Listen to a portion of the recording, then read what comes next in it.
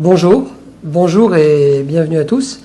Bienvenue à cette réunion publique consacrée au plan de prévention du risque inondation de la commune de Plan de Cuc. Nous allons être réunis ensemble pendant 1 heure et demie, le temps qu'il nous faudra pour qu'on puisse d'une part vous présenter le plan de prévention et d'autre part qu'on puisse prendre des questions qui arriveront pendant la réunion et auxquelles on pourra répondre en deuxième partie de réunion. Voilà, donc pour pouvoir poser vos questions, vous allez disposer de 2 outils. Soit vous pourrez vous connecter à partir du chat qui se trouve pour les personnes qui regardent la vidéo depuis un ordinateur juste à côté de la vidéo de votre écran. Et puis les personnes qui se connecteraient avec un téléphone portable ou plus rarement avec une tablette et qui n'apercevraient pas le chat, ces personnes-là pourront poser des questions au numéro qui s'affiche à l'écran, le 06 17 13 13 00. Je répète, 06 17 13 13 00, c'est le coût d'un appel local. Et voilà, ce qui est important, c'est que n'hésitez pas à poser vos questions dès le début de l'émission, comme ça moi je vais les récupérer au fur et à mesure, et puis je pourrai les donner au fur et à mesure à Clément Gasto de la DDTM, qui va commencer par vous présenter le PPR, et puis qui pourra répondre individuellement, j'allais dire, à chacune de vos questions. Voilà, donc on va être ensemble, je pense, pendant 1 heure, peut-être 1 heure et quart, suivant le nombre de questions qu'on va avoir. Voilà, donc moi je reviendrai en deuxième partie de l'émission et sans plus tarder, je vais donner la parole à Clément. Clément, c'est à vous. Merci. Donc bonjour à toutes et à tous. Je vous remercie de nous avoir rejoints pour cette réunion dématérialisée qui vise à ouvrir la concertation publique autour de la révision du plan de prévention des risques d'inondation de la commune de Plan de Cuc.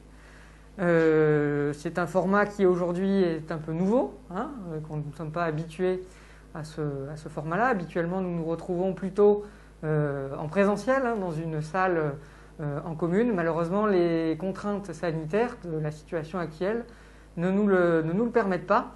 Et donc c'est pour ça que nous organisons aujourd'hui cette réunion sous ce format dématérialisé que nous souhaitons le plus interactif possible.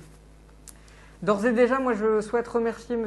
Laurent Simon, le maire de Plan de Cuc et ses équipes, qui ont également permis la tenue de cette réunion sous ce format, qui ont sans doute permis votre information via le site internet de la commune notamment.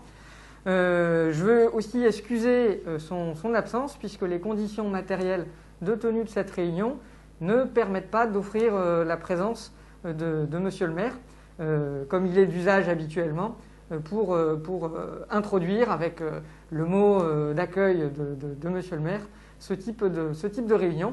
Mais sachez que voilà, il est avec nous. L'équipe municipale a pu suivre ce projet, puisque le PPRI est un document qui est élaboré par l'État, sous l'autorité du préfet, mais en pleine association avec les collectivités locales. Et donc là aussi, je veux, en introduction, remercier ces collectivités locales, et ici tout particulièrement la ville de Plan de Cuc, pour leur implication depuis 2017 dans les travaux que nous menons, que nous réalisons, pour aboutir à cette révision du PPRI. Alors, pourquoi cette révision du plan de prévention des risques d'inondation de Plan de Cuc, qui existe depuis maintenant une vingtaine d'années? C'est d'abord pour tenir compte de la modernisation de la connaissance de l'aléa inondation sur le territoire de la commune et plus largement du bassin versant de l'Yonne, qui est intervenu avec une étude qui a été aboutie en 2014. Et c'est également pour tenir compte de l'actualisation des principes réglementaires de prévention du risque inondation.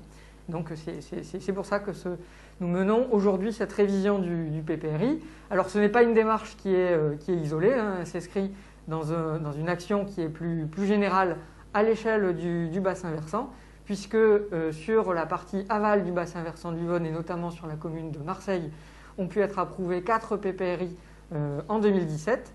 Et que depuis 2017 et jusqu'en 2020, nous menons la révision ou l'approbation des PPRI pour 5 communes de la partie amont du bassin versant de l'Yonne, dont Plan de Cuc. Et également, je tiens à signaler qu'en 2020, un PPRI a été approuvé sur la commune qui est immédiatement voisine à l'amont de Plan de Cuc, d'Allo. Donc cette réunion, comme je le disais, elle vise à ouvrir la phase active de concertation ce que je vais vous proposer, c'est de vous présenter dans un premier temps le contenu de ce projet de révision du PPRI, vous expliquer de manière assez simple et assez rapide la méthode que l'on a suivie pour l'élaborer et surtout vous expliquer les modalités de la concertation publique. Donc ça sera le premier temps de cette réunion dématérialisée qui devrait durer une petite quinzaine, vingtaine de minutes et cela sera suivi par un temps consacré à vos questions pour répondre aux observations, aux remarques, aux interrogations que vous pourriez avoir tant par rapport à ce projet de révision que par rapport à son calendrier d'élaboration, les différentes phases qui sont à venir jusqu'à l'approbation de cette révision par monsieur le préfet. Ce format, on le souhaite le plus interactif possible. Vous l'avez vu, il y a un animateur qui est également ma compagnie, monsieur Chomtong d'Agora Communication, qui est là pour recueillir les questions que vous exprimerez par le chat et que vous pouvez également poser par SMS au 06 17 13 13 00. Donc n'hésitez pas si dans le cours de la présentation, il y a des éléments qui vous ne paraissent pas clairs, qui demandent éclaircissement, précision, à le formuler et j'essaierai d'y répondre de la façon la plus pertinente possible. Donc voilà. Sans plus tarder, je vous propose donc d'entrer dans le vif de cette présentation. Et vraiment, n'hésitez pas, que ce soit par le chat ou par le 06 17 13 13 00 par SMS, à exprimer vos questions de manière à ce qu'on puisse vraiment vous apporter l'information la plus claire possible. Donc, quels sont les objectifs de cette phase de concertation? C'est de vous présenter le contenu de ce projet de révision du PPRI de la commune de Plantecuq. Donc c'est un document que vous connaissez déjà, puisqu'il en existe déjà un sur la commune, qui est composé principalement de 3 éléments réglementaires, qui sont une carte d'aléas, je vais y revenir, une carte de zonage, j'y reviendrai également, ainsi qu'un règlement qui va préciser les règles qui s'appliquent pour les constructions nouvelles, les projets et également pour les bâtiments existants. L'objectif de cette réunion de concertation et également de la phase qui va suivre, c'est de pouvoir recueillir l'ensemble des observations et des questions que vous aurez à vous poser sur ce plan pour les prendre en compte et le cas échéant les intégrer dans une nouvelle version de ce projet en vue de la phase suivante de la procédure de révision du PPRI qui sera celle du recueil formalisé des observations et avis des acteurs institutionnels et également la tenue d'une enquête publique. Tous ces éléments permettront ainsi de finaliser le PPRI en vue de cette enquête publique, puis ensuite en vue de son approbation. Donc avant d'entrer dans le concret de la révision du PPRI de Plantecuq, je vais vous rappeler quelques éléments succincts sur le contexte de la politique publique de prévention des risques en France, et notamment son cadre législatif et réglementaire, qui repose sur 3 lois successives, qui sont les lois d'indemnisation des catastrophes naturelles en 1982, la loi Barnier de 1995, qui a institué le cadre réglementaire des plans de prévention des risques naturels, ainsi que la loi de 2003, dite loi risque, qui a défini les modalités d'information de la population sur les risques.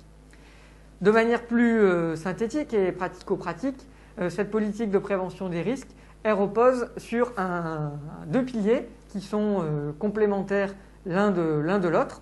Le premier de ces piliers, c'est un système de protection solidaire, d'indemnisation solidaire des personnes et des biens qui sont exposés aux catastrophes naturelles, avec le système que l'on dit CatNat. Vous avez toutes et tous sans doute entendu lors de catastrophes naturelles, d'inondations, que le gouvernement prend des arrêtés dits de reconnaissance des catastrophes naturelles. C'est ce système qui permet de garantir une indemnisation rapide à travers un fonds commun, le fonds d'indemnisation des catastrophes naturelles, des dommages qui surviennent, et également d'alimenter un fonds de prévention des risques naturels majeurs qui aide au financement des travaux pour réduire la vulnérabilité des biens existants. Bien évidemment, ce système d'indemnisation solidaire, qui est assez généreux, il ne peut fonctionner que si on le complète par une limitation des enjeux qui sont exposés aux risques naturels, et tout particulièrement ici aux risques d'inondation dans les territoires qui sont soumis à ces risques naturels, puisque s'ils venaient à croître de manière trop importante, la solidarité ne pourrait plus s'exercer et on ne pourrait plus assurer cette indemnisation face à ces aléas naturels. Donc c'est l'objet du plan de prévention des risques naturels, ici d'inondation, c'est d'apporter cette règle qui va venir limiter pour la constructibilité et établir des prescriptions pour limiter la vulnérabilité lorsque cette constructibilité est permise, et qui va également prescrire des mesures pour réduire cette vulnérabilité de l'existant. Également, il y a deux volets qui sont importants, qui sont les mesures d'information préventive qui permettent à tout un chacun de connaître les risques naturels, et ici le risque d'inondation auquel il peut être exposé sur son territoire, et également la mise en œuvre de dispositions pour la gestion de crise, avec notamment à l'échelle communale les plans communaux de sauvegarde. Alors, on va rentrer plus dans le détail de ce qu'est le PPRI. Donc, comme je l'ai déjà dit, le PPRI, c'est un plan qui est élaboré par l'État. C'est une décision qui sera prise par Monsieur le Préfet. Donc, une procédure qui est conduite en association avec les collectivités territoriales. Donc, le document qu'on vous présente aujourd'hui, il est issu de ce travail d'association avec notamment la municipalité, avec la métropole, ainsi qu'un certain nombre d'acteurs concernés. Et c'est également un travail qui se fait dans le cadre d'une procédure concertée, dont cette réunion publique dématérialisée d'aujourd'hui est un premier élément, puisqu'on va ouvrir une phase à partir d'aujourd'hui, et pour une durée de 2 mois, une phase active de concertation publique. Donc à l'issue de cette phase de concertation publique, on viendra compléter, enrichir ce PPRI, ce projet de révision du PPRI, puis on pourra le soumettre ensuite à une enquête publique en vue de son approbation. Donc comment est-ce qu'on a procédé pour vous proposer ce projet de révision du PPRI ? On a procédé à travers une méthodologie qui repose sur 4 grandes étapes successives, et sur lesquelles je vais revenir dans la suite de cette présentation. La première étape de ce processus, c'est celui de la caractérisation du phénomène physique de l'inondation, c'est-à-dire déterminer le périmètre qui est inondé et les caractéristiques de cette inondation. Et ça, c'est ce que l'on va appeler la définition de l'aléa. L'aléa, c'est le phénomène naturel. La deuxième étape de ce processus, c'est la caractérisation, l'objectivation de l'occupation actuelle du sol, de l'occupation du territoire, à travers une cartographie qui est indépendante de l'aléa naturel, qui est ce qu'on appelle la détermination de la carte des enjeux.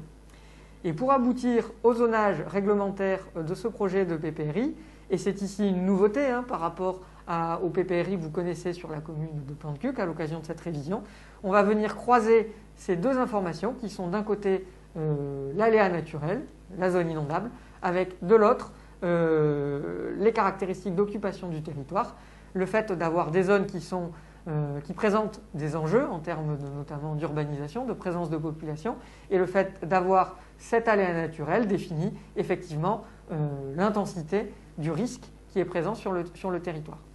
Une fois ce zonage réglementaire établi, on est venu établir à travers un règlement un certain nombre d'interdictions, de prescriptions ou de recommandations qui vont trouver à s'appliquer sur les différentes zones de ce zonage réglementaire.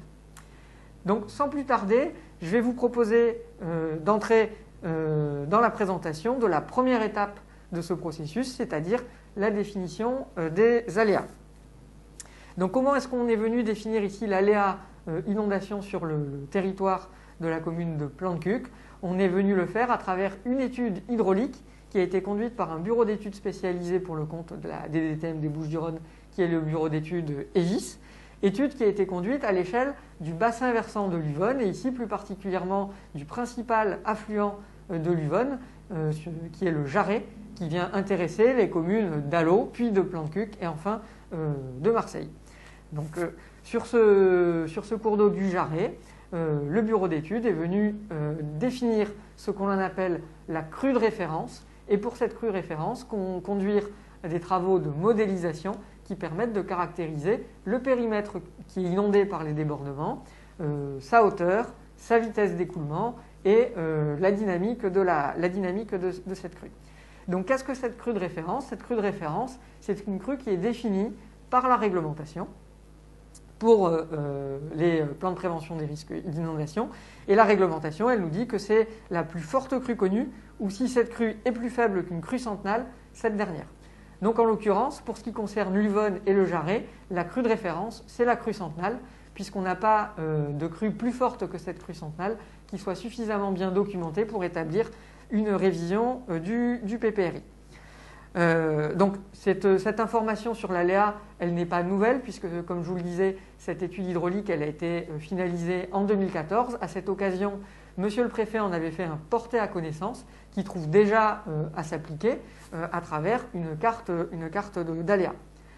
Tout le monde a pu, avec ces images d'archives qui sont un peu historiques, alors certes sur la commune de Marseille et malheureusement pas à plan de cuc, apprécier donc voilà la virulence, la violence du phénomène inondation auquel on est soumis sur notre territoire méditerranéen. Donc là, c'était pour deux phénomènes de crue, la dernière plus forte crue connue, qui est celle de janvier 78, et également un événement de moindre importance de 1961. La plus forte crue connue sur le Jarret, c'est 1935. Évidemment, on n'a pas d'image d'archives de cette période. Il y a également eu des événements récents assez violents, en 2000, 2003 et pour le dernier, le plus important, en 2008, mais qui sont des phénomènes de bien moindre importance que la crue centenale du Jarret. Donc ce que je vais vous proposer maintenant, c'est de vous expliquer comment nous avons constitué cette carte d'aléa. C'est un peu technique, donc n'hésitez pas si vous avez des questions, des observations, à les formuler via le chat ou par les SMS, afin que je puisse vous apporter les précisions qui vous seront utiles à une bonne compréhension de ce que je vous présente. Donc, pardon Clément, je me permets de vous couper la parole juste 2 petites minutes pour vous dire que j'ai des premières questions qui arrivent déjà sur des sujets divers, sur l'obligation des travaux, sur des professionnels, etc. Donc que les personnes n'hésitent pas à continuer à envoyer leurs questions. Je ne les ai pas eu par le chat, je les ai reçues par SMS, donc n'hésitez pas à vous servir également du chat. Voilà, merci et désolé. Tout à fait, donc vraiment ne vous sentez pas limité par le fait que l'on est séparé ici par un écran pour poser vos questions. Le but, c'est que cette réunion soit la plus interactive et la plus profitable possible à votre information. Donc sur cette carte de l'aléa inondation, en fait, elle est ici le résultat, le fruit des études hydrauliques qui ont été menées par le bureau d'études EGIS, qui ont caractérisé cette crue centenale sur le Jarret, et d'une traduction par les dispositions réglementaires qui sont prévues par le décret du 5 juillet 2019, qui est venu préciser la manière dont on devrait cartographier, qualifier cet aléa inondation. Alors ici, il y a une évolution par rapport au PPRI actuel que vous connaissez sur la commune de Plan-de-Cuc, puisque ce décret du 5 juillet 2019 est venu introduire quelques évolutions également par rapport à la carte d'aléa que certains d'entre vous connaissent peut-être, du porté à connaissance de cette étude EGIS de 2014, puisque là aussi, il y a eu quelques évolutions. Donc, comment est-ce qu'est caractérisé l'aléa inondation sur ce territoire? Il est caractérisé à partir du croisement de 2 informations qui sont d'une part la hauteur d'eau, c'est ce que vous allez retrouver sur la colonne de gauche du tableau qui se situe sur la gauche de cette diapositive, avec ce dégradé de bleu des secteurs avec les plus faibles hauteurs d'eau jusqu'au bleu très foncé où on a 2 mètres d'eau. Croisement avec ce qu'on appelle la dynamique de la crue. La dynamique de la crue, c'est quoi? C'est le croisement de la vitesse de montée de l'eau, d'une part, et de la vitesse de l'écoulement de l'eau, qui est un autre paramètre. La vitesse de l'écoulement de l'eau, c'est en quelque sorte la force du flux. Donc en croisant ces 2 informations-là, qu'on a synthétisées ici sur la ligne du bas de ce tableau, où vous voyez les termes de dynamique moyenne lorsque l'on aura des vitesses d'écoulement de l'eau qui seront inférieures à 50 cm par seconde, et une dynamique forte lorsque l'on aura une vitesse d'écoulement de l'eau supérieure à 50 cm par seconde. Pourquoi cette césure? C'est parce que la vitesse de montée de l'eau sur le Jarret est partout forte. Vous avez en tête là le témoignage qu'on a pu vous produire à travers ces archives audiovisuelles où tous les acteurs parlent de la vitesse de survenue de cette crue qui peut se produire en, on va dire, quelques heures, voire moins, sur ce Jarret. Donc, lorsque l'on aura une hauteur d'eau inférieure à 20 cm, on va venir qualifier cet aléa de modéré hauteur extrêmement faible, quelle que soit la dynamique de la crue. Lorsque l'on aura une vitesse d'écoulement de l'eau qui sera inférieure à 50 cm par seconde, donc on sera en dynamique moyenne, si la hauteur reste modérée, c'est-à-dire inférieure à 1 mètre d'eau, nous serons dans son aléa que l'on qualifie de modéré et qui est figuré en orange sur la carte d'aléa. Lorsque cette hauteur d'eau sera supérieure à 1 mètre, même si les vitesses sont faibles, on sera en aléa fort, figuré en rouge, ou très fort, figuré en marron, quand on aura une hauteur supérieure à 2 mètres. Lorsque la vitesse d'écoulement de l'eau est plus importante, dès lors que les hauteurs d'eau ne sont pas extrêmement faibles, on aura un aléa fort, figuré en rouge, et très fort lorsque l'on aura une hauteur d'eau supérieure à 1 mètre. Donc vous voyez sur la carte d'aléa qui est affichée ici que le périmètre qui est inondé pour la crue de référence, la crue centenale, ce sont l'ensemble des zones qui sont coloriées en jaune, orange, rouge et rouge foncé. Au-delà de cette zone inondable, on a une zone qui est figurée en violet, qui est la zone qui est inondée pour la crue exceptionnelle. La crue exceptionnelle, c'est une crue qui est plus importante que la crue centenale, c'est grosso modo 2 fois la crue centenale. Et donc ces secteurs-là ne sont pas inondés pour la crue centenale, mais ils le sont pour cette crue exceptionnelle. Donc voilà pour la présentation de cette carte d'aléa. Vraiment n'hésitez pas si vous avez des questions, c'est le moment pour que je puisse y répondre. Sinon nous y reviendrons évidemment par la suite. Donc je vous rappelle, soit par le chat, soit pour ceux qui n'y ont pas accès, par SMS au 06 17 13 13 00, 06 17 13 13 00. Désormais, je vais vous présenter également la manière dont, à partir de cette carte d'aléa, on est venu établir un zonage réglementaire, puisque c'est également une nouveauté de cette révision du PPRI de Plantcuq, c'est que le zonage réglementaire n'est pas directement défini par cette carte d'aléa. En effet, comme je vous l'ai indiqué, on va tenir compte de l'occupation du sol à travers l'établissement d'une carte des enjeux. Cette carte des enjeux, elle va figurer 3 types de secteurs, selon les caractéristiques de l'urbanisation qui est actuellement observée. Donc c'est la colonne de gauche de ce tableau que vous voyez. On va y retrouver un premier type d'enjeux qui sont les secteurs qui sont peu ou pas construits ou avec une urbanisation diffuse, notamment les zones naturelles, les zones agricoles, voilà ce type de secteur, et que l'on va définir dans le vocabulaire du PPRI comme des zones peu ou pas urbanisées, des ZPPU, zones peu ou pas urbanisées, donc c'est la première ligne de ce tableau. A contrario, dans les secteurs où on va pouvoir observer une densité des constructions existantes qui est forte, également une continuité de ces constructions, c'est-à-dire un tissu urbain qui est très resserré, très compact, et également une mixité des fonctions avec des services publics, du logement, de l'hébergement, également de l'activité économique, des commerces. Lorsque l'on a l'ensemble de ces dispositions et que ces constructions sont également présentes de longue date, c'est ce qu'on appelle dans le jargon du PPRI l'historicité, lorsqu'on a ces 4 critères, on va pouvoir définir comme forme urbaine ce que l'on appelle un centre urbain. Donc c'est la dernière ligne du tableau que vous avez ici sur cette diapositive. Et lorsque l'on ne se situe ni dans un centre urbain, ni dans une zone peu ou pas urbanisée, on sera dans ce que l'on appelle une autre zone urbanisée, c'est-à-dire c'est des secteurs soit qui vont être exclusivement résidentiels, soit des zones d'activité, soit des secteurs qui peuvent être densément construits, mais qui ne présentent pas les mixités de fonctions que l'on attend d'un centre urbain. Donc avec cette carte des enjeux, on va pouvoir venir croiser la donnée inondation, l'aléa inondation, le phénomène physique de cette crue centenale pour définir le zonage réglementaire du PPRI. Donc ce qu'on va faire, c'est peut-être passer à la diapositive suivante qui va concrétiser de manière plus visible ce zonage réglementaire que vous avez en grand sur la partie droite de la diapositive. Vous retrouvez en plus petit sur la partie gauche de cette diapositive la carte d'aléas que je vous ai déjà présentée. Et vous avez sur la partie inférieure, en bas à gauche, cette carte des enjeux où on va retrouver figurées en vert les zones peu ou pas urbanisées, en orange les autres zones urbanisées et également en rouge la zone de centre urbain.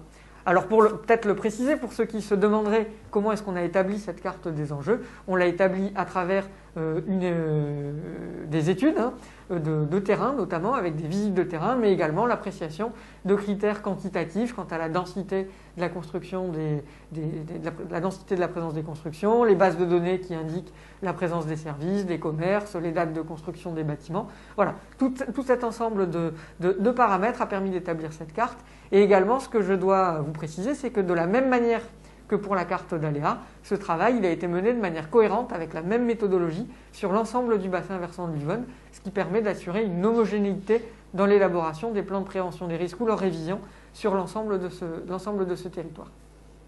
Donc, en superposant ces deux cartes d'aléas et des enjeux, on va obtenir cette carte de zonage réglementaire. On va peut-être revenir à la diapo suivante. Voilà. Où on a ici la présentation de ce zonage réglementaire et du tableau qui permet d'indiquer la manière dont on est venu établir les zones rouges globalement inconstructibles, ainsi que les zones oranges globalement inconstructibles et les zones bleues globalement constructibles. Donc, ce que traduit ce tableau, c'est plusieurs objectifs. Un premier objectif de prévention du risque inondation, qui est de ne pas venir implanter de nouvelles constructions, de nouveaux enjeux, au sein d'une zone inondée pour la crue centenale, dès lors qu'on est dans une zone peu ou peu urbanisée, c'est-à-dire une zone qui ne présente pas ou peu d'enjeux actuellement. Donc là, on aura cette zone rouge, quel que soit le niveau d'aléa, dès lors qu'on est dans la crue centenale. Donc c'est la première ligne de ce tableau, vous voyez, zone peu ou pas urbanisée. Pour l'aléa modéré à très fort, on est dans une zone rouge inconstructible. Le deuxième principe qui est servi par cette révision du plan de prévention des risques d'inondation, c'est également le fait de protéger ces zones d'expansion des crues de manière à ne pas aggraver la situation des enjeux des populations qui se situent déjà dans ces territoires exposés. Le deuxième principe, ça va être de permettre le renouvellement urbain, la densification, l'évolution de la ville et son renouvellement sur elle-même, dès lors que les niveaux d'aléas le permettent. Donc c'est là où on va retrouver cette zone bleu clair quand on se situe dans des zones d'aléas modérés extrêmement faibles ou modérés pour les autres zones urbanisées, ou bleu foncé lorsqu'on est dans les zones de centre urbain. A contrario, lorsque cet aléa est fort, dans ces autres zones urbanisées et ces zones de centre urbain, on va retrouver des zones oranges qui sont globalement inconstructibles, avec toutefois quelques dérogations, notamment pour le renouvellement urbain, lorsqu'il est mené dans le cadre d'un projet d'ensemble qui va permettre de démontrer une réduction globale de la vulnérabilité. Donc c'est ce que vous voyez avec cette case orange sur la ligne autres zones urbanisées lorsqu'on en a un fort et très fort, et cette case marron lorsque l'on est dans la zone de centre urbain en aléa fort et très fort. Donc vous retrouvez sur ce zonage réglementaire cette zone rouge, ces zones orange, bleu clair et bleu foncé qui sont celles qui sont concernées par la zone inondable pour la crue centenale. Au-delà, on va retrouver notre crue exceptionnelle avec une zone violette. Cette zone violette, c'est la zone qui n'est pas inondée pour la crue de référence, mais qui l'est pour la crue exceptionnelle. Dans cette zone violette, on sera sur un principe de prévention qui permet la constructibilité sous prescription, avec des prescriptions qui sont assez limitées. Donc peut-être à ce stade-là, avant d'entrer dans le règlement, je vais vous réinviter, si vous le souhaitez, à formuler vos questions sur le chat ou par SMS. Pour repréciser ces éléments, parce que j'avoue que c'est un peu technique. Moi, j'y suis habitué, je baigne dedans, sans mauvais jeu de mots, toute l'année pour établir ces plans. Certains d'entre vous sont sans doute peut-être un peu moins familiers. Je veux repréciser ici que par rapport au PPRI existant, que vous avez l'habitude de connaître, la grande nouveauté, c'est ce principe de croisement entre la carte d'aléas et la carte des enjeux, puisque dans le PPRI existant, le principe était beaucoup plus simple, beaucoup plus frustre. C'était d'interdire les constructions lorsque vous étiez en aléa fort et de les autoriser lorsque vous étiez en aléa modéré. Donc on avait une lecture directe de ces zones rouges et bleues, uniquement avec la carte d'aléa. Ici, on a une lecture du territoire qui est beaucoup plus fine et qui prend en compte la situation actuelle de l'urbanisation et de l'existence des enjeux.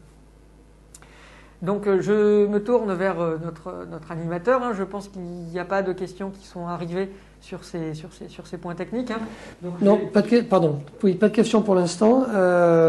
Peut-être on peut continuer, puis on se les garde pour la deuxième partie, si vous voulez bien. Tout à fait. Donc, on va poursuivre et finaliser la présentation de la constitution de cette révision du PPRI avec la dernière partie technique que je vais vous présenter, c'est le contenu du règlement. Donc évidemment, sur ces zones du zonage réglementaire, ces zones rouges, ces zones bleues, ces zones violettes et ces zones oranges, un règlement d'une 60aine de pages va venir préciser ce qu'il est possible de faire en termes de nouveaux projets, d'évolution des bâtis. C'est ce qu'on va appeler la réglementation pour les projets.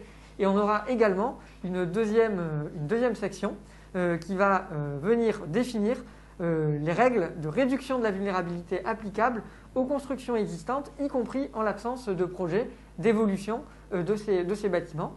Donc ça, c'est des règles qui vont être à mettre en œuvre de manière obligatoire dans un délai de 5 ans à compter de l'approbation du PPRI, et sans doute que nous aurons l'occasion d'y revenir. Je rentre plus dans les détails sur ce point-là. Juste un petit point d'éclaircissement. Je sais qu'on avait une vue 3D, un survol 3D à regarder. On voit un petit peu plus loin, c'est ça? Alors on pourra peut-être le voir en conclusion de cette présentation du plan, pour vous réexposer les territoires qui sont inondés pour cette crue de référence et cette crue exceptionnelle de manière plus didactique, plus dynamique que ne l'est simplement ces documents administratifs qui sont toujours un petit peu arides, mais c'est leur format de clarté et de concision qui veut cela. Donc avant de terminer cette présentation du contenu du plan, je vais vous exposer à grands traits. Je ne vais pas rentrer dans les détails ici, on n'en a pas le temps. Et vous aurez de toute façon la possibilité de consulter en ligne ou en mairie. Je vous préciserai ces modalités dans la suite de cette présentation. Le contenu de ce règlement et également de ces cartes du zonage réglementaire. Donc lorsqu'on est en zone rouge, on sera sur un principe global d'inconstructibilité.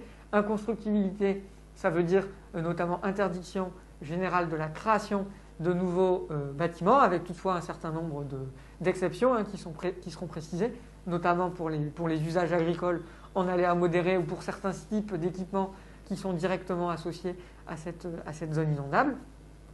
A contrario, quand on sera en autre zone urbanisée et en centre urbain, on sera sur un principe de constructibilité avec des prescriptions. La mesure phare de ces prescriptions, ça va être de demander le calage des premiers niveaux de plancher au-dessus de la cote des plus hautes eaux atteintes à l'occasion de cette crue centenale, de manière à assurer la sécurité des biens et des personnes, avec une déclinaison de ces principes qui va varier selon les usages. On aura des prescriptions différentes si on a des hébergements ou des activités, si on a des établissements sensibles, qui a par exemple des écoles, ou si on a des établissements stratégiques. Donc l'ensemble de ces dispositions est vraiment précisé dans le détail par le règlement que je vous invite à lire. Et on aura également ce principe d'inconstructibilité avec des exceptions pour le renouvellement urbain sous une condition de démontrer la réduction globale de la vulnérabilité dans les zones d'aléa fort et très fort pour l'autre zone urbanisée et le centre urbain. En aléa résiduel, comme je le disais, on est sur un principe global de constructibilité.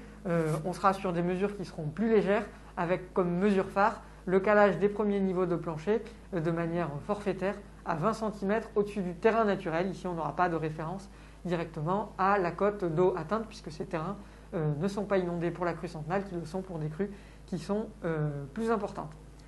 Donc, sans plus tarder, peut-être pour avoir une vision plus facile, plus accessible du territoire inondé par cette crue centenale, on va passer à cette projection d'une infographie 3D qui va venir survoler le territoire communal et qui va vous présenter le périmètre qui est inondé pour la crue de référence et le périmètre qui est inondé pour la crue exceptionnelle. Cette vidéo par infographie en 3 dimensions présente les zones inondables par débordement du Jarret sur la commune de Plantecuc. En dégradé de bleu figurent les zones inondées par la crue centenale, les couleurs les plus fortes indiquant les zones de hauteur les plus fortes. En violet, on retrouvera les zones non inondées par la crue centenale, mais qui le sont par la crue exceptionnelle. Nous suivons le Jarret depuis l'amont, en arrivant donc d'Allot et en franchissant le canal de Marseille en suivant l'avenue Frédéric Mistral. On survole ici le secteur des Roubeaux. Sur la gauche, on aperçoit la zone inondable des Rascous, sur le secteur des Plaines. Après les résidences du Vieux Moulin et de Chantecoq, on survole le stade Serge Paulet, puis le parc Miremont et la piscine. On suit ensuite le mail du général de Gaulle qui nous amène jusqu'au parc du Bocage. On survole ensuite le secteur des Madets et du Terme avant d'entrer dans Marseille. Bien sûr, le Jarret provoque des débordements à l'amont sur la commune d'Allot et à l'aval sur la commune de Marseille, qui ne sont pas représentés ici, mais que vous retrouverez dans les cartes des plans de prévention des risques d'inondation approuvés concernant ces 2 communes.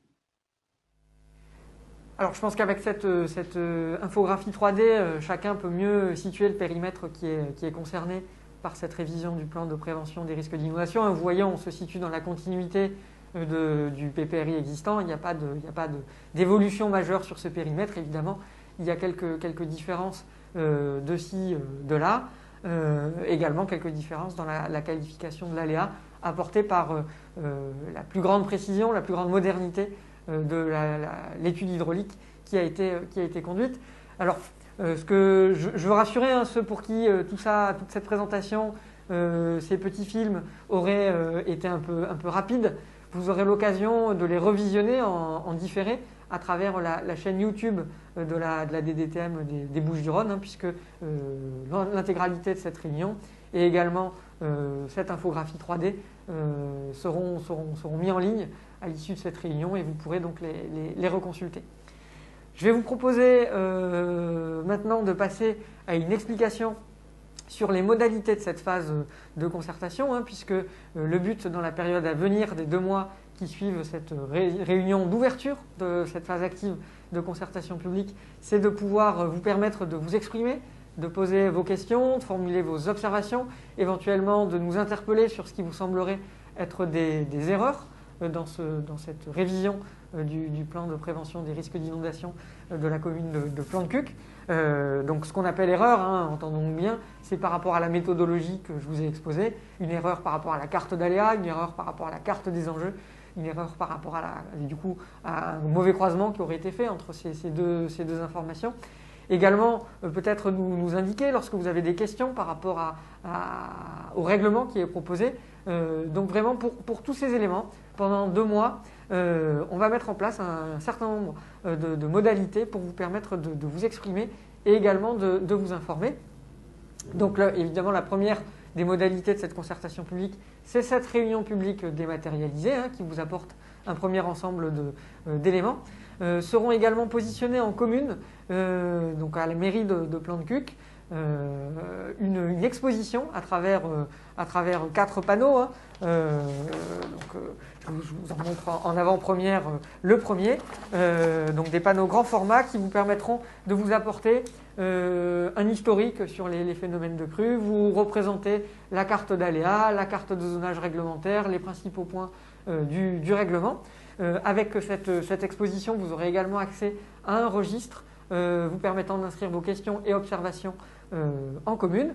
De la même manière, sur le site internet des services de l'État dans le département des Bouches-du-Rhône, vous retrouverez à la rubrique la prévention, le dossier complet du plan de prévention des risques d'inondation, dont également une version papier vous sera accessible en commune pour prendre connaissance de cette carte d'aléa, de cette carte de zonage réglementaire, de ce règlement tranquillement depuis chez vous ou tranquillement en commune pour ceux à qui ça serait plus agréable et plus facile.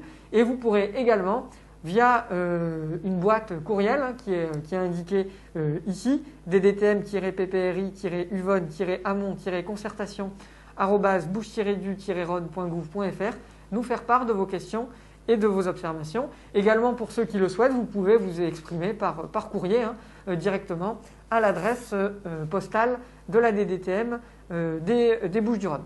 Donc vraiment à partir d'aujourd'hui et des jours prochains, vous aurez, que ce soit en commune ou que ce soit à travers Internet, sur le site Internet des services de l'État, la possibilité de consulter l'intégralité des documents de ce projet de révision du PPRI de Plan de Cuques. Vous aurez également dans les pièces de ce PPRI accès à son rapport de présentation. Le rapport de présentation, ce n'est pas une pièce réglementaire, mais c'est un document d'une petite centaine de pages qui vient vous préciser les contenus des études hydrauliques, le cadre réglementaire, la manière dont on a travaillé et un ensemble d'éléments d'information tout à fait utiles pour bien comprendre le déroulé de cette procédure. Donc je vous invite vraiment à les consulter et à faire part de vos questions, de vos observations. Peut-être le dernier point que je peux évoquer avec vous pour conclure cette présentation, avant de passer à une phase plus interactive de questions et de réponses, s'il y en a. Donc vraiment, n'hésitez pas à travers le chat auquel vous avez accès à côté de l'écran sur lesquels vous me voyez intervenir, ou par SMS au 06 17 13 13 00 à faire part de vos questions pour qu'on puisse dès ce soir commencer à y répondre. Ce que je vais vous proposer, c'est de vous présenter la suite de la procédure, puisque, je vous l'ai dit, cette réunion, elle ouvre une phase active de concertation publique d'une durée de 2 mois. Elle sera suivie par 2 étapes successives qui nous amèneront à proposer à Monsieur le Préfet de valider l'arrêté d'approbation de la révision de ce plan de prévention des risques d'inondation. Donc la première étape de ce processus, c'est après l'intégration de l'ensemble de vos remarques et observations pour finaliser une nouvelle version de ce projet de révision du plan de prévention des risques d'inondation. Ça va être de consulter ce que l'on appelle les personnes et organismes associés, c'est-à-dire les acteurs institutionnels, au premier chef desquels la métropole, qui a la compétence de planification aujourd'hui, et tout particulièrement également la commune de Plan de Cuques, sa municipalité, et Monsieur le maire pourront, à l'occasion d'une délibération, se prononcer sur ce projet de révision du PPRI. Donc ça, c'est une phase dont on attend la réalisation sans doute à la fin de l'été. Aujourd'hui, on est très prudent sur les calendriers compte tenu des contraintes que l'on connaît tous, notamment liées à cette crise sanitaire. Sur la base de ce même dossier, sur laquelle les acteurs institutionnels pourront formuler leurs observations et qui seront versées de manière complémentaire au dossier de PPRI, on va constituer le dossier de l'enquête publique, puisqu'il y aura une nouvelle phase de consultation qui va vous permettre de vous exprimer, cette fois-ci auprès d'un commissaire enquêteur qui est totalement indépendant de l'administration, et tout particulièrement de la DDM des Bouches-du-Rhône, qui viendra à l'occasion d'une enquête publique recueillir vos questions, vos observations, vos remarques et vos questions pour les synthétiser à travers son avis qui sera proposé à la DDTM et également au préfet en vue de dernière éventuellement évolution de ce PPRI avant son approbation. Donc cette enquête publique, elle pourrait très probablement se tenir d'ici la fin de l'année 2021 ou le début de l'année 2022, ce qui nous amènerait à une possibilité d'approbation de cette révision du plan de prévention des risques d'inondation en début d'année 2022, voilà, dans le courant du début de l'année 2022. Donc vous voyez, vous avez dès aujourd'hui et pour une durée de 2 mois une possibilité active de vous exprimer, et vous aurez également dans le courant de la fin de cette année 2021, début de l'année 2022, auprès d'un acteur indépendant qu'est le commissaire enquêteur, si vous n'avez pas été suffisamment entendu ou renseigné, ou qu'il y a des questions nouvelles qui se posent à vous, vous pourrez également vous réexprimer à cette occasion. Donc pour moi j'en ai terminé sur ces premiers éléments de présentation qui sont assez succincts. On ne peut pas s'étendre ici beaucoup plus. Vous aurez l'occasion, en ayant accès directement, comme je vous le disais, soit par le site internet des services de l'État, soit en vous rendant en mairie avec un dossier papier, avoir accès à l'intégralité de ce projet de révision du PPRI. Et dans ce cadre-là, que ce soit par courrier, par courriel, par le registre présent en commune, nous faire part de vos questions Moi, je m'engage, la DDTM s'engage à répondre à l'intégralité des observations et des questions qui seront formulées.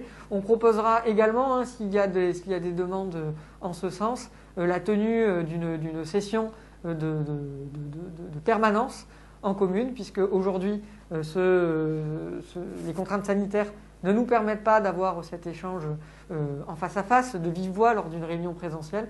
Pour ceux à qui ça serait un format plus accessible, on proposera, s'il y a des demandes, de pouvoir vous recevoir dans des conditions qui sont adaptées à la sécurité sanitaire de tous, en commune, lors d'une phase de permanence. On précisera sur le site internet des services de l'État, on le précisera également à l'attention de la commune pour qu'elle puisse également informer de son côté les modalités d'organisation de ces permanences dans les tout prochains jours. Merci Clément. Alors, pendant que vous nous faisiez la présentation, j'ai reçu quelques questions via les SMS. Une personne demande, ça n'a pas été évoqué, mais est-ce que le PPRI peut aller jusqu'à la destruction de bâtiments? Alors, non. Le PPRI ne prescrit pas la destruction de bâtiments. C'est pas le sens du PPRI. Le sens du PPRI, c'est de prescrire des mesures de réduction de la vulnérabilité de ces biens, des biens qui sont existants, je vous l'ai dit, dans un délai de 5 ans à compter de son approbation. Donc vous retrouverez dans la deuxième partie du règlement de ce projet de PPRI une section qui précise de manière hiérarchisée les règles qui vont être prescrites. On a peut-être une diapositive complémentaire que l'on peut montrer pour expliciter ces règles qui vont être prescrites. La première de ces règles, c'est que ces prescriptions vont être d'application obligatoire uniquement si leur montant, en termes de valeur financière, est inférieur à 10% de la valeur vénale du bien. La bonne nouvelle, c'est que ces mesures d'application obligatoire, elles vont être finançables par une subvention au titre du Fonds de prévention des risques naturels majeurs, sur l'assiette de ces 10% de la valeur vénale du bien et des travaux qui sont rendus obligatoires. Parmi les mesures phares qui sont prescrites, et on le voit sur les illustrations qu'il y a sur cette diapositive, on va avoir pour les biens qui se situent dans les zones les plus exposées, on allait à fort et très fort, l'obligation de constituer pour les biens qui n'en disposent pas d'une zone refuge, c'est-à-dire d'un espace qui soit situé au-dessus de la cote atteinte par les plus hautes eaux, pour que les personnes puissent attendre en sécurité les secours et se réfugier pendant le temps de l'inondation. Évidemment, c'est une mesure qui est parfois techniquement pas réalisable, parce que la structure des bâtiments ne le permet pas, ou qui n'est parfois dans une enveloppe financière qui est au-delà des 10% de la valeur vénale du bien, auquel cas elle n'est pas obligatoire. Mais comme ces prescriptions sont hiérarchisées, à ce moment-là, on viendra appliquer les mesures suivantes qui sont à réaliser. Au premier chef, la mise en œuvre de dispositifs de bâtard d'eau, c'est-à-dire des obstructions temporaires des portes et fenêtres lorsqu'on se situe en dessous de 80 cm au-dessus du terrain naturel. C'est une mesure qui est assez peu coûteuse et assez facile à mettre en œuvre, ou des dispositions de sécurisation des équipements électriques, notamment du réseau électrique, le redéployer au-dessus de la cote des plus hautes eaux, ou de sécurisation du réseau d'assainissement pour éviter le refoulement des eaux usées à l'occasion de la crue par ces canalisations. Voilà le type de mesures qui peuvent être prescrites, mais il n'y a pas comme prescription la destruction de biens existants, certainement pas. Par contre, là où je peux vous apporter une information, où c'est peut-être ça qui entretient une forme de confusion, mais c'était déjà une disposition qui était présente dans le PPRI existant, c'est pas une nouveauté avec cette révision du PPRI, c'est que si un bien venait à être détruit par une crue, c'est-à-dire à l'occasion de la crue, il y ait des dommages suffisamment importants sur un bien pour qu'il soit détruit, à ce moment-là, il ne sera pas possible de le reconstruire. Évidemment, il y aura une indemnisation au titre sans doute des catastrophes naturelles si un arrêté est pris en ce sens, mais le PPRI ne permettra pas la reconstruction des biens qui sont démolis par une crue. Merci pour la... Pardon, merci pour la... Oui, je vous en prie. Précision pour ceux qui pourraient être inquiets. Également, s'il y a une destruction d'un bien par un autre phénomène naturel, ou s'il y a une destruction d'un bien par un fait accidentel, par exemple un incendie, un incendie accidentel, à ce moment-là, il sera toujours possible de reconstruire le bien, évidemment, avec des recommandations pour assurer la meilleure sécurité possible par rapport à ce phénomène inondation. Merci pour cette précision. Une autre question, alors il me semble que vous y avez répondu quand même dans la présentation. Est-ce que ces travaux ont un caractère obligatoire? Alors, tout à fait. C'est une précision qui est importante. Ces travaux ont un caractère qui est obligatoire pour l'ensemble des biens, en dehors de tout projet, dans un délai de 5 ans à compter de l'approbation de la révision. La condition essentielle, c'est que ces travaux ils sont prescrits à concurrence d'un montant maximal de 10% de la valeur vénale du bien. Donc, c'est-à-dire que si par exemple vous avez une maison qui aujourd'hui vaut 200 000 euros, vous pourrez avoir à conduire des travaux à hauteur de maximum 20 000 euros. Si le montant de ces travaux dépasse 20 000 euros, à ce moment-là, les mesures qui dépassent ce montant-là sont simplement recommandées, mais elles ne sont pas obligatoires. Merci. Alors, dans le prolongement de cette question, une personne pose la question suivante. Je suis professionnel, j'ai un magasin. Est-ce que dans ce cadre-là, le fait que j'effectue une activité professionnelle, j'ai droit à des dispositifs particuliers, différents, justement de particuliers? Tout à fait. Alors c'est une très bonne question. Hein. Je vous remercie de l'avoir posée. En fait, on va distinguer 2 situations, ou plus exactement 3 situations. On va distinguer d'une part les particuliers qui ont un régime particulier de subventionnement pour les mesures obligatoires par le Fonds de prévention des risques naturels majeurs, avec une subvention qui va atteindre 80% du montant des travaux rendus obligatoires. Hein. Donc je vous rappelle, si on a une maison qui vaut 200 000 euros, on peut être contraint à mettre en œuvre à concurrence de 20 000 euros de travaux de réduction de la vulnérabilité. Et sur ces 20 000 euros, 80% pourront être subventionnés par le Fonds de prévention des risques naturels majeurs. Je tiens à préciser immédiatement, hein, vous aurez en annexe du règlement du PPRI un formulaire qui pourra vous permettre de demander cette subvention. Également, et ça c'est le droit général de la délivrance des subventions sur fonds publics, c'est qu'il faut demander cette subvention avant d'engager les travaux. Tout travaux engagés viendrait oblitérer la possibilité de subventionner ces travaux. Donc commencez d'abord par demander cette subvention avant de la déposer. Je vais maintenant répondre à la question qui a été posée sur l'activité professionnelle, puisque le deuxième cas, c'est pour les activités de moins de 20 salariés. Lorsqu'il y a une activité de moins de 20 salariés, vous aurez également accès à ce dispositif de subventionnement, alors à une moindre importance, hein, c'est pas 80%, c'est 20% le montant de la subvention pour les activités, mais c'est tout de même une subvention.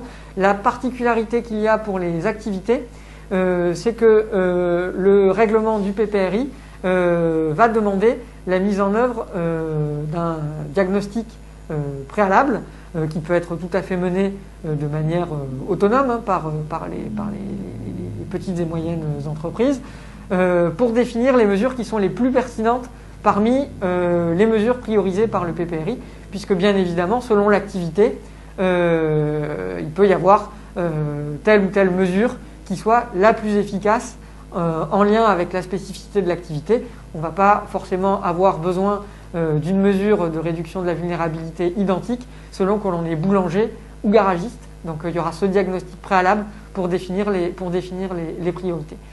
Le dernier cas, hein, évidemment, vous comprenez bien, c'est lorsque l'on a une activité de plus de 20 salariés, ou lorsque, pour les acteurs publics, hein, c'est la même chose. À ce moment-là, dans ce cadre-là, la réglementation n'a pas prévu de subvention, malheureusement, pour ces acteurs. D'accord, merci. Alors, dans le prolongement de l'aspect financier, il y a l'aspect un peu plus réglementaire, et une personne pose la question suivante. Elle vient de déposer un permis de construire, le PPRI est en cours. Quelles conséquences le PPRI peut-il avoir sur son permis de construire? Alors c'est également effectivement une question très pratique, hein, qui va intéresser, je pense, un certain nombre d'entre vous qui ont des projets qui vont se concrétiser très bientôt, ou qui sont en train de se concrétiser. Donc la règle actuelle va distinguer évidemment une phase transitoire jusqu'à l'approbation du PPRI, puis l'exécution du PPRI dès lors qu'il sera approuvé. Donc là, la question porte sur cette période transitoire. Hein. Donc je le rappelle, d'ici le début de l'année 2022, où sans doute le PPRI la révision du PPRI trouvera son application.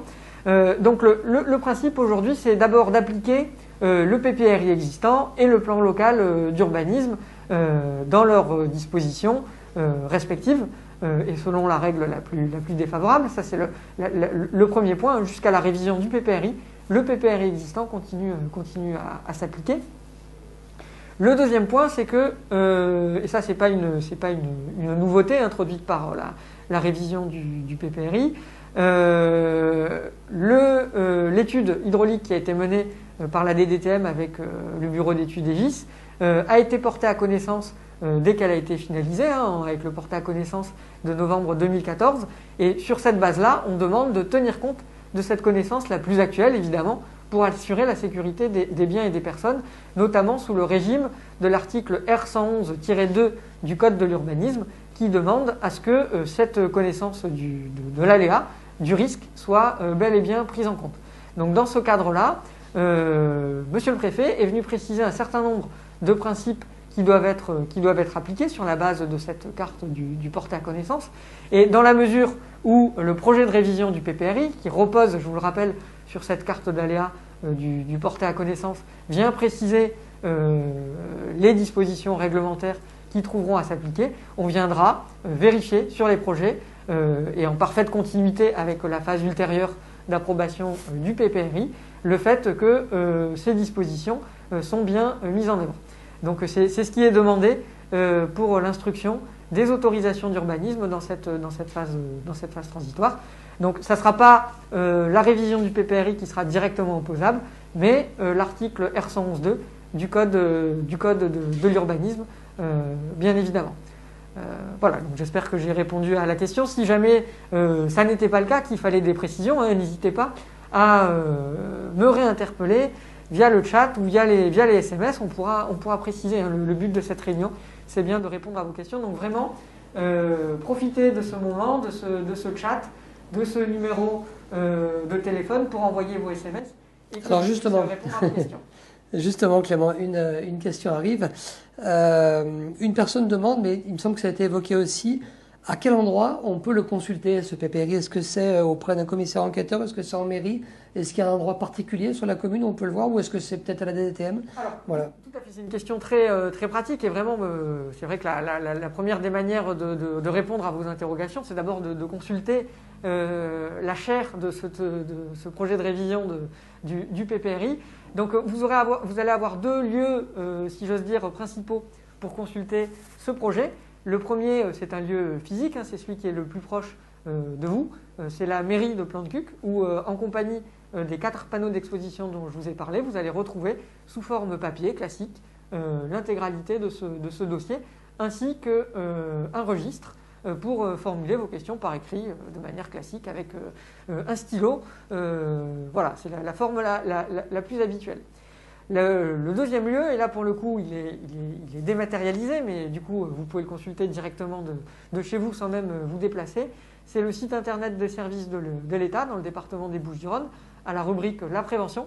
Vous trouverez une page internet qui regroupe l'ensemble des informations sur l'état d'avancement de la procédure, et donc à cette phase active de concertation publique, vous retrouverez l'intégralité du dossier de PPRI, son zonage réglementaire, sa carte d'aléa, sa carte des enjeux, son rapport de présentation et son règlement. Et vous retrouverez également l'adresse courriel qui vous permet de poser de manière dématérialisée vos questions. Je vais vous la redire hein, pour ceux qui n'auraient pas eu le temps de la noter tout à l'heure et qui souhaiteraient nous poser des questions par ce biais-là. Hein. C'est DDTM-DDTM-UVON-amont-concertation @bouche-du-rhône.gouv.fr. Et donc, vous pouvez, par cette boîte courriel, adresser toutes vos observations, remarques et questions. Et également, je vous l'ai dit hein, tout à l'heure, par courrier à la DDTM directement. Nous, on prendra le temps de répondre à chacune des questions qui nous seront posées. Je viens de l'afficher à l'écran. Alors, c'est pas vraiment une question, c'était plus, oui, enfin une sorte d'interrogation. À quel stade on en est, mais je pense aussi que vous l'avez évoqué, mais peut-être pour repréciser un tout petit peu, à quel stade est-ce qu'on en est du PPRI? Et en gros, quelles sont les prochaines étapes? Est-ce qu'une enquête publique, quand est-ce qu'elle commence? Tout à fait. Donc ça, c'est également une question très concrète, hein. Je pense que chacun est intéressé pour savoir voilà, ce qui est devant nous. Donc aujourd'hui démarre la phase, ce qu'on appelle active de concertation du public. On vous présente ce premier projet de révision du PPRI. Vous aurez pendant une durée de 2 mois la possibilité de poser vos questions, comme je vous l'ai indiqué, hein, soit par le registre en mairie, soit par les adresses courriel ou postales de la DDTM. À l'issue de cette phase-ci, on va stabiliser une nouvelle étape de cette révision du PPRI, qui est l'étape de la consultation des personnes et organismes associés et de l'enquête publique. Hein. Donc ça interviendra dans le courant de l'été et ensuite sur le deuxième semestre de l'année 2021. Et ce dossier de révision du PPRI, dossier d'enquête publique, donnera lieu, comme son nom l'indique, à une enquête publique. Cette enquête publique, elle donnera lieu à des permanences en commune avec un commissaire enquêteur. Donc une démarche tout à fait indépendante de la DDTM des Bouches-du-Rhône. Donc vous pourrez aller poser vos questions, formuler vos remarques directement auprès du commissaire enquêteur et également par des dispositions dématérialisées qui seront précisées à cette occasion. Alors, j'arrive au terme des questions dont je disposais. En tout cas, moi, je veux vous remercier, Clément, d'avoir fait l'exercice tout seul, parce que c'est pas facile pendant 1 heure d'être devant la caméra et de nous réciter tout ça. Vous l'avez vraiment fait avec beaucoup de précision, donc merci. Peut-être avant de se quitter, est-ce que vous souhaitez rajouter quelque chose, ou il y a un point sur lequel vous aimeriez insister? Alors tout à fait, et puis ça me donnera l'occasion de laisser un peu de temps s'il y avait des questions complémentaires qui viendraient pour que vous puissiez les poser avant qu'on conclue définitivement cette réunion. Moi, enfin, à l'occasion de la conclusion de cette réunion, déjà, je veux redire, je vais insister sur ce point-là parce que c'est le point le plus important. Chacun d'entre vous qui nous suivez, soit en direct, soit peut-être quand vous revisionnerez ou quand vous regarderez en différé cette réunion publique dématérialisée, vous avez une connaissance du territoire, vous avez votre perception de la situation. Elle peut être un petit peu différente de celle qu'on a pu avoir depuis la DDTM des Bouches-du-Rhône pour la révision de ce PPRI. N'hésitez pas à formuler vos remarques, vos observations, vos questions. Elles nous sont utiles pour finaliser ce document, pour en faire de cette révision le plan le plus en adéquation avec la réalité du territoire. Donc vraiment, on a besoin de vous pendant cette phase de concertation publique, de votre connaissance du territoire.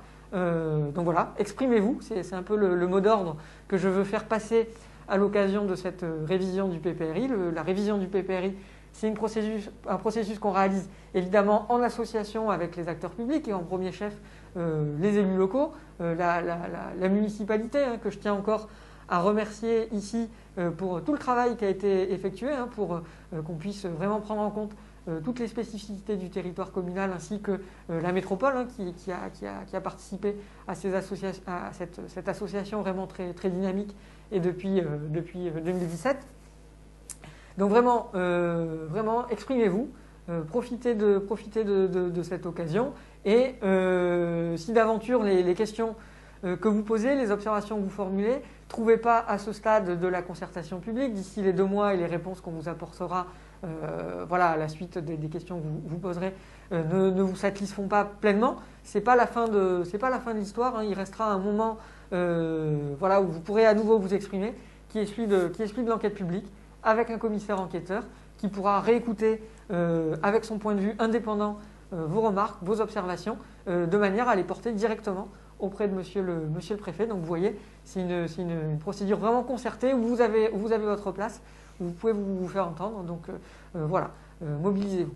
Le deuxième point peut-être que je veux dire, je pense qu'on n'a pas de nouvelles questions qui sont arrivées. Et vraiment après, on conclura sur ce point-là, sachant que, voilà, je vous l'ai dit, avec le registre, avec les dispositions qu'il y a sur Internet et notamment la boîte courriel, vous aurez encore l'occasion de vous exprimer. Hein. C'est le début ici, c'est pas la fin de cette concertation publique. Elle est en ligne, elle est affichée, la boîte courriel, vous pouvez la regarder. tout à fait. Donc le dernier point sur lequel je veux insister, c'est que évidemment le PPRI c'est une réponse administrative, réglementaire, pour apporter les meilleures dispositions de prévention du risque d'inondation à travers les dispositions qui frappent les constructions, soit dans les projets nouveaux, soit pour les projets existants. Mais ça ne fait pas tout. Le premier acteur de la prévention face au risque, c'est vous-même, hein, c'est chaque acteur, chacun. Donc profitez également de ce moment de concertation pour vous informer sur ce risque d'inondation, des débordements du Jarret. C'est un risque qui est significatif, hein, on le connaît sur nos territoires méditerranéens. C'est vrai qu'ici, dans l'agglomération marseillaise, ça fait un moment qu'on n'a pas été touché, qu'on n'a pas été frappé, mais nous avons tous connaissance de ce qui s'est passé dans les années précédentes, en 2018 dans le Gard, en 2019 et en 2020 malheureusement chez nos voisins du Var et tout particulièrement des Alpes-Maritimes. C'est des choses qui peuvent malheureusement nous arriver, il faut s'y préparer. Et pour s'y préparer, il ne faut pas seulement s'en inquiéter, il faut s'informer. Donc prenez l'occasion de cette révision du PPRI pour identifier les zones inondables qui sont autour de chez vous. En avoir connaissance, ça permet, lorsque la catastrophe va se produire, d'avoir les bons réflexes. Donc vraiment, je vous invite à profiter de ce moment-là, voilà, pour rafraîchir vos connaissances, les partager avec vos proches pour vous préparer à cette situation. C'est aussi ça qui permettra d'assurer qu'il y ait le moins de dégâts et surtout, on l'espère, pas de victimes à l'occasion de ces catastrophes naturelles. Voilà, donc moi j'en ai terminé. Je veux aussi en profiter, hein, vraiment j'ai remercié les collectivités locales et tout particulièrement la mairie de Plan-de-Cuques, hein, qui va aussi participer à ce dispositif de protection publique en accueillant l'exposition, en accueillant les personnes et sans doute en accueillant la permanence qu'on pourra venir tenir en commune. Également remercier moi mes collaborateurs et tout particulièrement mon collègue Marc, qui a préparé l'ensemble de ces documents, qui a suivi depuis le début ce processus, hein, y compris la réalisation des études hydrauliques avec EGIS depuis 2012. Hein, c'est un long processus, c'est un travail important qu'on mène avec vraiment une grande attention parce qu'on sait qu'il a un impact qui peut être vraiment fort pour certains d'entre vous, y compris dans vos projets. Donc vraiment, on y attache une grande attention. Et mon collègue est particulièrement vigilant, il a préparé en détail cette réunion, les supports de présentation, également d'autres collègues de mon équipe qui ont préparé les infographies, qui préparent la mise en ligne, qui vont préparer également la tenue des permanences. Donc je veux les remercier pour le travail effectué, ainsi que Agora Communication qui nous accueille aujourd'hui, qui n'est pas, c'est pas un spécialiste du PPRI. Par contre, il nous accueille dans les meilleures dispositions pour vous permettre de recueillir cette information malgré cette crise sanitaire qu'on traverse. Et j'espère avoir accès aux réponses que vous attendiez sur ce projet de révision du PPRI. Merci Clément, merci pour cette présentation et surtout pour sa précision. Donc on arrive effectivement au terme de la réunion, on n'a pas d'autres questions. Donc écoutez, il ne me reste plus qu'à vous remercier d'avoir participé nombreux, de nous avoir nourris de questions vraiment très intéressantes. Et puis voilà, la suite de la procédure, en tout cas du suivi du PPRI, se déroulera prochainement sur la commune et puis en contact avec la DDTM. Voilà. À tous, encore merci et on vous souhaite une très bonne soirée. Merci, au revoir.